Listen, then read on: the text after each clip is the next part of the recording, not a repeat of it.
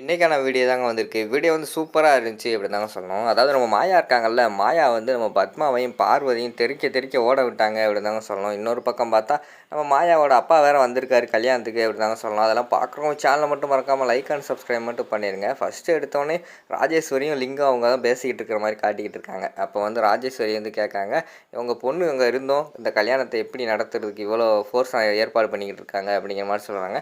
என் பொண்ணு இருந்தா நானும் வெளியில இருந்து என்னால் முடிஞ்ச அளவுக்கு எல்லா உதவியும் செஞ்சேன். ஆனால் எல்லா இதுவுமே ஃப்ளாப் ஆயிடுச்சு. அது மட்டும் இல்லாமல் சீனு கடையவே நாங்கள் தான் கொளுத்துனோம். அதுலேயும் அவளுக்கு என் பொண்ணு காயமெல்லாம் பட்டுச்சு. இருந்தாலும் நாங்கள் பண்ணதெல்லாம் வேஸ்ட்டாக போச்சு அப்படிங்கிற மாதிரி சொல்லிகிட்டு இருக்காங்க. சரி இனிமேல் வந்து கல்யாணத்தை நடத்தி நிப்பாட்ட முடியாதா அப்படிங்கிற மாதிரி வந்து ராஜேஸ்வரி கேட்குறாங்க.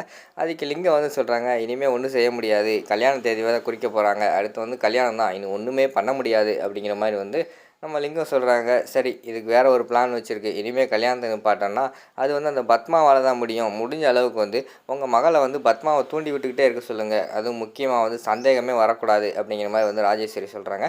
நீங்கள் ஒன்றும் கவலையப்படாதீங்க, என் பொண்ணு வந்து கெட்டிக்காரி, எந்த சந்தேகமும் வராமல் இருப்பா. அது மட்டும் இல்லாமல் இந்த கல்யாணத்தை வந்து நிப்பாட்டுறதுக்கு அவள் என்ன சொன்னாலும் செய்வா அப்படிங்கிற மாதிரி லிங்கம் சொல்கிறாங்க. சரி என்ன செய்யணும் ஏது செய்யணும் அதெல்லாம் நான் சொல்கிறேன். ஆனால் உங்கள் பொண்ணு வந்து அந்த பத்மாவை வந்து ஏற்றி விட்டுக்கிட்டே இருக்கணும். பத்மாவுக்கு வந்து இன்னும் வந்து மாயா வந்து சீனுவை கல்யாணம் பண்ணுறது சுத்தமாக பிடிக்கலை. அதனால் அந்த பத்மாவை ஏற்றி விட்டால் தான் இனிமேல் காரியம் ஆகும். நீங்கள் கிளம்புங்க நாங்கள் பார்த்துக்குறோம் அப்படிங்கிற மாதிரி சொன்னோன்னே லிங்கம் வந்து போயிடுறாங்க. அடுத்து வந்து நம்ம ராஜேஸ்வரியும் அவங்க அண்ணனும் பேசிக்கிட்டு இருக்காங்க. நம்ம ராஜேஸ்வரி வந்து சொல்கிறாங்க, இந்த கல்யாணம் நடக்குதோ இல்லையோ ஆனால் கண்டிப்பாக வந்து கார்த்திக்கும் தனத்துக்கும் கல்யாணம் நடத்தி ஆகணும் அப்படின்னு சொல்லிட்டு அவங்க ஒரு குறிக்கோளோடு இருக்கிற மாதிரி காட்டிக்கிட்டு இருக்காங்க. அடுத்த சீனில் வந்து மாயா வந்து அவங்க ரூமில் வந்து யோசிச்சுக்கிட்டு இருக்காங்க. நமக்கும் சீனுக்கும் வந்து கல்யாண தேதி குறிக்க போகிறாங்க. சீக்கிரம் வந்து கல்யாணம் வேறு நடத்த போகிறாங்க. நம்ம உடனே வந்து அப்பா கால் பண்ணி சொல்லியே ஆகணும் அப்படின்னு சொல்லிட்டு டக்குன்னு அவங்க அப்பாவுக்கு வந்து கால் பண்ணுறாங்க. அவர் ஃபோன் எடுத்துகிட்டு யார் பேசுகிறது அப்படிங்கிற மாதிரி கேட்குறாங்க. அப்பா நான் தான்ப்பா மாயா பேசுகிறேன் அப்படிங்கிற மாதிரி சொன்னோடனே, எந்த மாயா எனக்கு தெரிலையே அப்படிங்கிற மாதிரி சொன்னோடனே, அப்பா அவங்க பொண்ணையே மறந்துட்டிங்களா அப்படிங்கிற மாதிரி வந்து மாயா கேட்குறாங்க. நான் மறந்துட்டேனா இல்லை என் பொண்ணு மறந்துட்டாளா, இத்தனை நாளாக வந்து அவள் ஃபோன் பண்ணுவா அப்படின்னு சொல்லிட்டு ஒவ்வொரு ஃபோன் அடிக்கும்போது நான் எடுத்து பார்த்துக்கிட்டு இருக்கேன், இது என் பொண்ணாக இருக்கும் அப்படின்னு சொல்லிட்டு. ஆனால் கடைசியில் பார்த்தா அவள் என்னை மறந்துட்டா அப்படிங்கிற மாதிரி சொல்கிறாங்க. சரி இப்போயாவது எனக்கு வந்து கால் பண்ணி அதுவரை சந்தோஷம், விஷயத்த சொல்லு அப்படிங்கிற மாதிரி சொல்கிறாங்க. அப்பா ஒரு முக்கியமான விஷயத்த சொல்லணும்னு நான் உங்களுக்கு கால் பண்ணேன். எனக்கு வந்து கல்யாணம் ஃபிக்ஸ் ஆகிருக்குப்பா அப்படிங்கிற மாதிரி சொல்கிறாங்க. என்ன சொல்கிற, என்கிட்ட கேட்காம எப்படி கல்யாணத்தை ஃபிக்ஸ் பண்ணலாம், உனக்கு அப்பா நான், என் பெர்மிஷன் இல்லாமல் யார் உனக்கு கல்யாணம் ஃபிக்ஸ் பண்ணது அப்படிங்கிற மாதிரி சொல்கிறாங்க. அப்பா பெரியப்பா தான்ப்பா கல்யாணம் ஃபிக்ஸ் பண்ணியிருக்காரு அப்படிங்கிற மாதிரி சொன்னோடனையும், என்னது அது என்ன சீனு உனக்கு கல்யாணம் பண்ணி வைக்காமல் வேறு ஏதோ மாப்பிள்ளையை பார்த்து கல்யாணம் பண்ணி வைக்க பார்க்குறாங்களா அப்படிங்கிற மாதிரி கேட்டுக்கிட்டு இருக்காங்க. அப்பா இல்லைப்பா சீனு தான்ப்பா எனக்கு என்னை கல்யாணம் பண்ணிக்க போகிறாரு அப்படிங்கிற மாதிரி சொன்னோன்னே ஷாக் ஆகிடுறாங்க. என்ன சொல்கிற, அந்த வீட்டில் தான் காதலே ஆகாதே, எப்படி அந்த வீட்டில் இப்படி ஒரு முடிவு அப்படிங்கிற மாதிரி கேட்டவொடனையும் நடந்ததெல்லாம் சொல்கிறாங்க. அவங்க சாமியார்னது எல்லாமே சொன்னது, நம்ம சீனு வந்து தற்கொலை பண்ணிக்க போனது எல்லாத்தையுமே வந்து சொல்கிறாங்க. எனக்கு இப்போ தான்மா ரொம்ப சந்தோஷமாக இருக்குது அப்படிங்கிற மாதிரி சொல்லிகிட்டு இருக்கிற மாதிரி காட்டிக்கிட்டு இருக்காங்க. அதுக்கு வந்து அவங்க அப்பா வந்து ரொம்ப சந்தோஷமாக இருக்குன்னு சொன்னோடனே நம்ம மாயா வந்து சொல்கிறாங்க, அப்பா எனக்கு வந்து கல்யாணத்தில் நீங்கள் இருக்கணும்னு ஆசையாக இருக்குப்பா, ஆனால் என்ன பண்ணுறது அப்படிங்கிற மாதிரி கேட்டுக்கிட்டு இருக்காங்க. சரி விடுமா, அதான் நடக்காத காரியம்னு ஆகிப்போச்சுல, நீ வந்து அந்த குடும்பத்தோடு இருக்கணும் தான் அவங்க அம்மா வந்து ஆசைப்பட்டா, அவங்க அம்மா ஆசையாவது நிறைவேறுதுன்னு சந்தோஷப்படுவோம், அவளோட ஆத்மா சாந்தி அடையும் அப்படிங்கிற மாதிரி சொல்கிறாங்க. இல்லைப்பா என்ன இருந்தாலும் அம்மா வந்து என் கூட இல்லை, இருந்தாலும் நீங்களும் என் கூட இருந்திருக்கலாம், நீங்களும் இல்லாமல் போனது எனக்கு ரொம்ப வருத்தமாக இருக்குன்னு சொல்லிட்டு பேசிகிட்டு இருக்காங்க.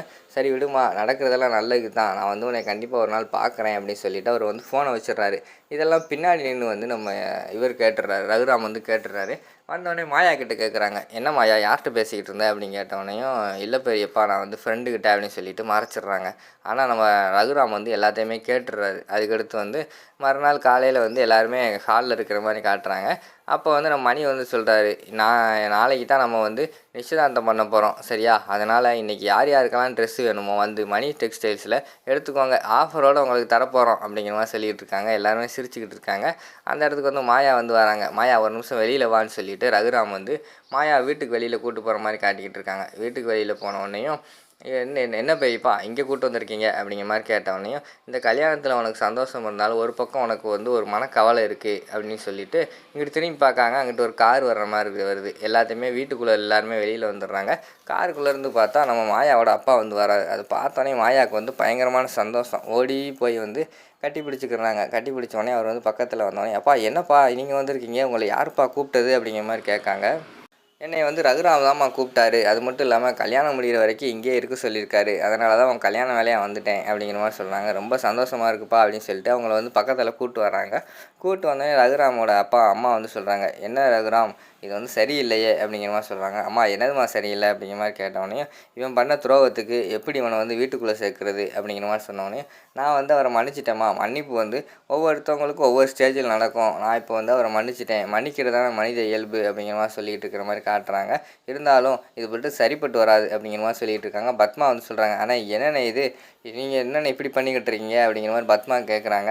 ஒரே வார்த்தையில் வந்து ரகுராம் வந்து சொல்லிடுறாரு, இங்கே பாருங்கள், இது வந்து இந்த ரகுராம் எடுத்த முடிவு, உங்களுக்கு ஓகேனா இருங்க, இல்லைன்னா விடுங்க அப்படின்னு சொல்லிவிட்டு அந்த இடத்துல கோவப்பட்டு ரகுராம் வந்து போகிற மாதிரி காட்டிக்கிட்டு இருக்காங்க. அடுத்த சீனில் வந்து பத்மா வந்து மாயாவுக்கு முன்னாடியே அவங்க அம்மாவை வந்து அசிங்கமாக பேசுகிற மாதிரி காட்டிக்கிட்டு இருக்காங்க.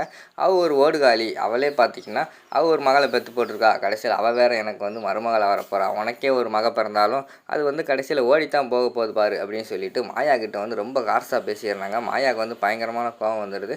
உடனே இங்கே பாருங்கள், தேவையில்லாமல் எங்கள் அம்மாவை பற்றி யாரும் பேசிக்கிட்டு இருக்காதிங்க. இனிமேல் எங்கள் அம்மாவை பற்றி ஒரு வார்த்தை யாராவது பேசுனீங்க, அவ்வளோதான் அவங்கள வந்து உண்டு இல்லைன்னு பண்ணிடுவேன் அப்படின்னு சொல்லிட்டு வந்து அந்த இடத்துல மாசம் மிரட்டுற மாதிரி காட்டிக்கிட்டு இருக்காங்க.